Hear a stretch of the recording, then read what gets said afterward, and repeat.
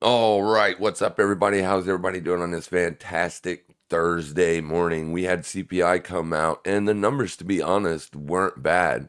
You actually had your core year over year CPI come in as expected. They were expecting a 4.1%. That's 0.2% drop from last month at 4.3%. So good there. You got core CPI month over month came in perfect, or pretty much the same, stagnant, I guess. 3.7. Now, I was not expecting this. I really expected it to come in around 3.5% because the Fed has come out openly and told us that a $10 move in the price of oil will affect CPI by 0.2%. So, and we have seen a $2 or a $10 decrease in oil prices.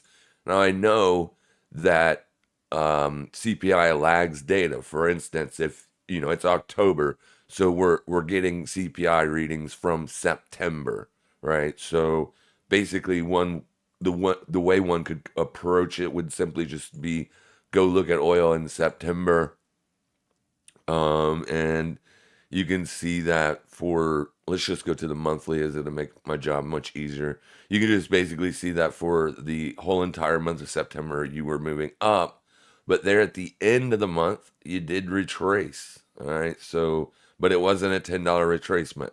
All right. The high on this candle is 93.96, 93.96, and the close of the candle would be 89.85. So I'm guessing that's why there was no change on that number on that front. Now, I say no change because last month's CPI print came in at 3.7%. So, I mean, and that's it. And we also had initial jobless claims that came in lower than expected. This is a dollar bullish thing. So literally all of these green thing positive for the dollar. So that's why you're seeing a spike in dollar, uh, but not in Bitcoin. Like it literally had no effect in Bitcoin's price this morning. None. Zero trade on Bitcoin based on CPI. Here's your CPI candle. You know what I mean? It's like the Bitcoin took that as a complete and total utter non-event. But the dollar is getting a nice boost from it. So obviously, we'll look for this to see if this stands when the market opens. As the market open will determine whether or not today's going to close as a bullish engulf or if it closes as a bearish engulf, right? If this move is going to get faded on the open, then we'll look to fade it. We can do that in pairs such as Euro USD on the Forex side. We do have daily support right here, as it blasted through daily resistance. Old daily res was right here, but we tend to look at that as an area of potential demand when you have a downside candle like this, and then the next day breaks out of the range, takes out the resistance, and you get bullish continuation. This is typically looked at an area as demand, and you can actually see that yesterday it came in for a retest of demand, and that ended up being the trade. However, yesterday was much more difficult than it looks on the daily. You had a lot of intraday chop slop. Basically, if I pull out the hourly here, you're going to see that literally for like the last 5 to 7 days, you've been going up, but this whole entire move is only 1.5% to the upside. You can achieve 1.5% move to the upside in FX on in 3 days, right? That's with the 0.5% move each day. So really haven't done a whole lot, right? I mean, the dollar's been pulling back, but we expect dollar strength to continue, right? This we look at this as a clear and obvious trend, right, to the downside. Clear and obvious. I mean, you had a death cross on it not too long ago. So any pullback would be looked at as a potential selling event. You can see if I bring this line over here, I had this line sit here for potential bearish entries.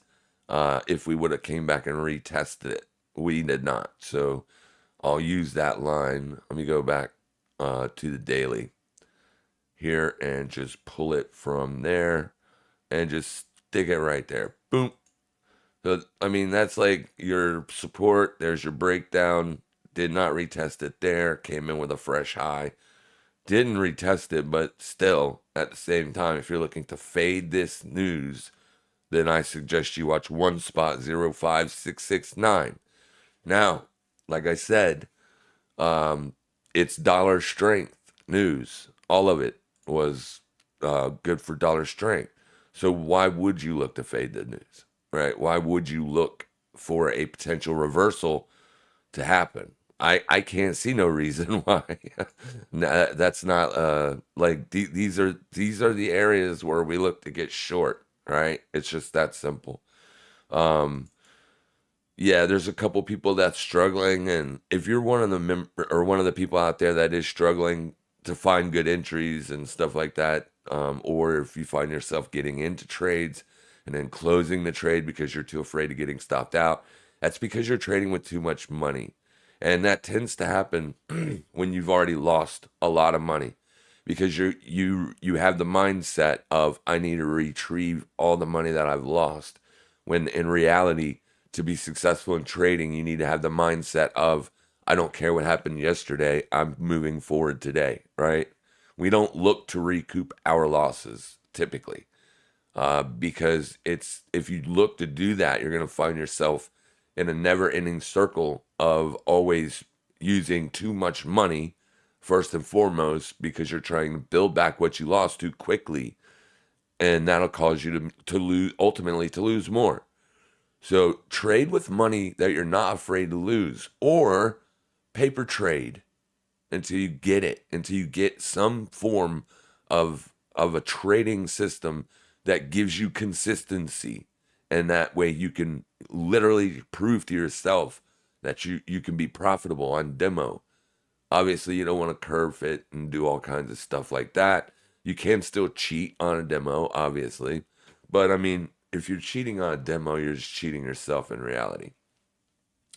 But also, I propose this to you. If you cannot be profitable on demo, you will not be profitable with real money. I mean, it's as simple as that. So I guess my message would simply just be downsize, right? Always downsize. You don't need a lot of money in order to make a lot of money in this business. Obviously, more money helps, right? Because you can increase your position size. A 1% gain, let's say on a $100,000 account, is a much nicer daily gain than, say, a 1% gain on a $500 account, right? I don't know where any of you are in relationship to the funds that you're trading or what your trading objective is in the future. But I urge you, if you are struggling, size down. It's not, you don't size up in that situation. There should be no reason at all for you to be afraid of taking a stop loss. None. None. Really, like, that's what we do. We can't predict what price is going to do, even though we think we can, right? Even though that the 20's here and this is that and this is a 100% beautiful setup. I know price is going to go down. Well, you don't know. You can tell yourself that, but in reality, you do not know. You're just forgetting about all the times that you said that price is going to go up and you got long and you got stopped out. What about those times, right? So we can have a bias, like a daily bias. This is the one thing that most traders fail to understand. How do you get it, right? They search YouTube, scour the internet, looking for the perfect strategy to finding a daily bias, when in reality, one does not exist. All right, you get it. There are models out there that can help you with this, but we still have to use stop losses because we don't know what the daily bias is going to be. If you take that part out of your trading and stop trying to basically predict where price is going to go and look at it more as a risk standpoint, how much money am I willing to lose by taking a trade at this spot? Why would I take a trade at this spot at this time, right? You have to have a model around that. And I've built one, a successful one, and I've freely given it to you, right? You don't trade until it's like the New York session. That's the last session of the day, right? Who cares about the Frankfurt and London and all that? The London closed and the Frankfurt open and all. Don't worry about that. You're looking for trade setups from 9:30 to 11 o'clock, essentially. If you haven't found one by then, guess what? You're probably not going to trade that day. And it's okay not to trade.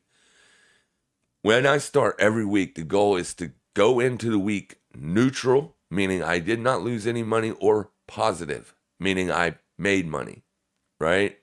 So I would much rather not take a trade than I would lose money. Now, that doesn't mean that I'm risking too much. No, it just simply means that I pick my trades, right? I pick my spots of attack. And I don't have one today. I don't see no reason to fade this rally, or I mean this drop in euro, which it's a rally on the dollar. But if you were, like I said, one spot, 05669 would be the place to look for that to happen. All right. And all you can do, okay? Here, let's do this. All you can do is take the entry, right? That's it. That's all you can do. You can take the entry. Stop loss, pick a stop loss. I don't know, 15 pips. Risk 1% right there. Percentage risk. I mean, this is the easiest setup and the easiest way to trade in the world. And you hit buy, right? You hit buy. Stop loss is going to be going in with you. Boom. There you are. You're in the market. You've just placed a counter trend trade, right? Which, like I said, I wouldn't take this trade, obviously, in my real money funded account, because I don't see no reason to fade the dollar. Everything we got today was bullish for the dollar. So at best, I'd be fading this for a 1% move, potentially a 30 pip move to the upside, take profits from my stops. That way, if or when it rolls over, I don't take any losses.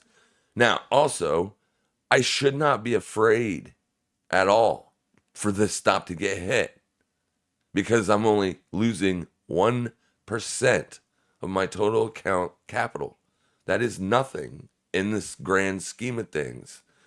Like, in my real accounts right now, I have on multiple positions, and they're all good positions, and I see no reason to get out of them.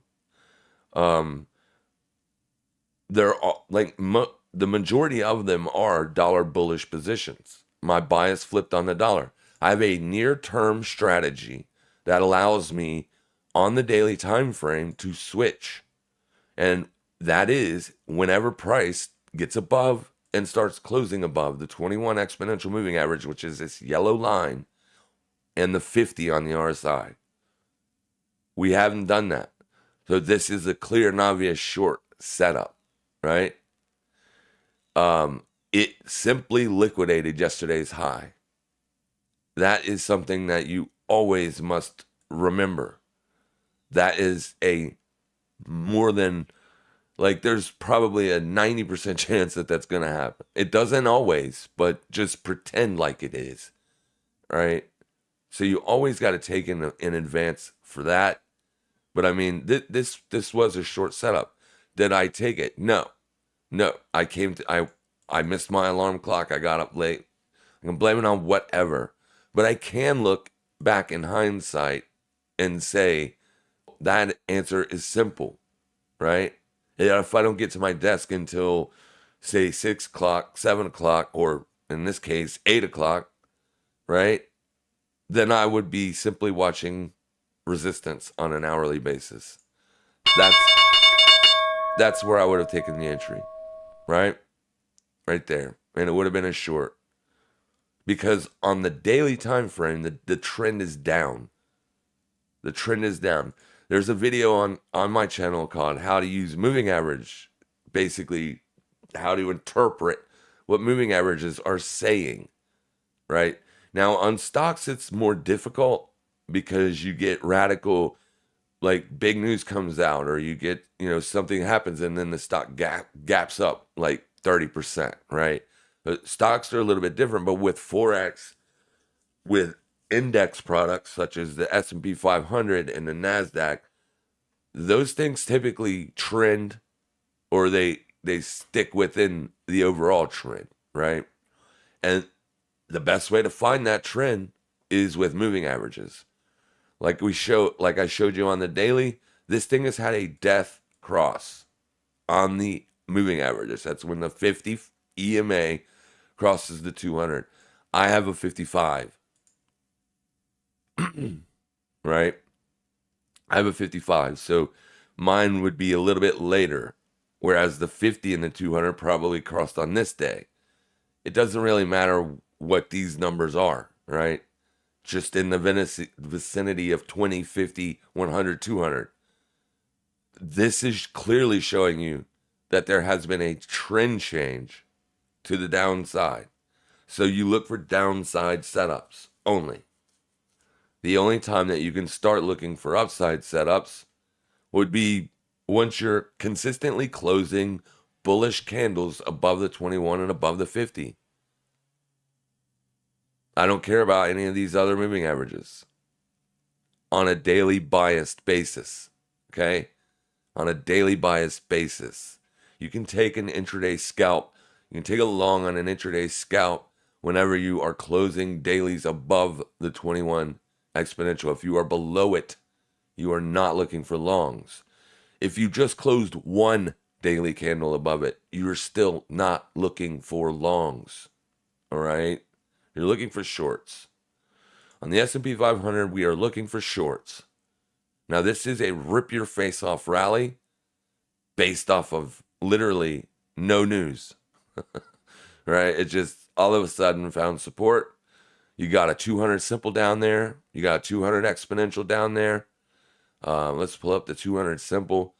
And those are buying areas for, your investor class, if you will, right? Hedge funds, banks, larger institutions, even random people that sit at home that invest their own money. The 200 simple, 200 exponential, both very good indicators to watch for long entries if you're trending up. Well, one could argue that the trend on this has changed, but it's still up. So why not look for longs? Well, you can now. I wouldn't have, because there was a lot of downside pressure.